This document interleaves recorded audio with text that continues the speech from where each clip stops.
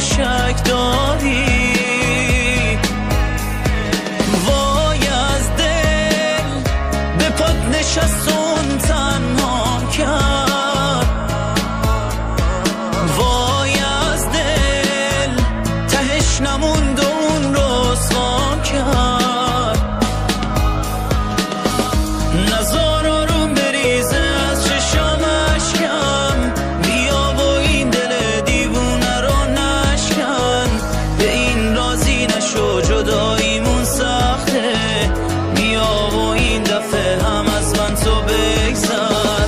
نزار آروم بریزه از چشام اشکم، بیا و این دل دیوونه رو نشکن.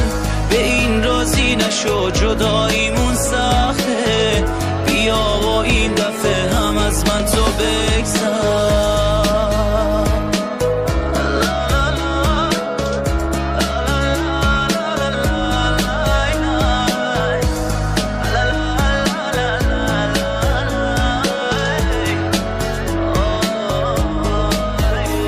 همین دیشب بود انگار وقتی خوابت رو دیدم، دستات تو دستام خیلی قشنگ عشقم. خوابت رو میگم من شدم یه قرصی عصبی، هر شب با خیالت میخوابم.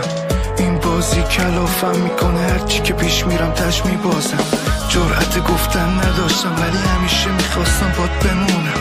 این من بودم دوست داشتم مثل همیشه، باز بگو نه. عادت کردم همیشه جوری باشم که خوشحال بمونی. هر جوری بود زد تو ذوقم، الکی هم شده گفت میتونی. گذشتی مثل اون وقتا، مثل وقتایی که اعصابمو نداشتی.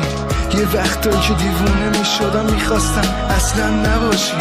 نمیخواستم تموم شه این دنیایی که باهات ساخته بودم. نمیخواستم تموم شه ولی اون که فکر میکرده باخته زود رفت. نزار آروم بریزه از چشام اشکم، بیا و این دل دیوونه رو نشکن. به این راضی نشو جداییمون سخته، بیا و این دفعه هم از من تو بگذر. نزار آروم بریزه از چشام اشکم، بیا و این دل دیوونه رو نشکن. به این راضی نشو جداییمون سخته، بیا و این دفعه هم از من تو بگذر.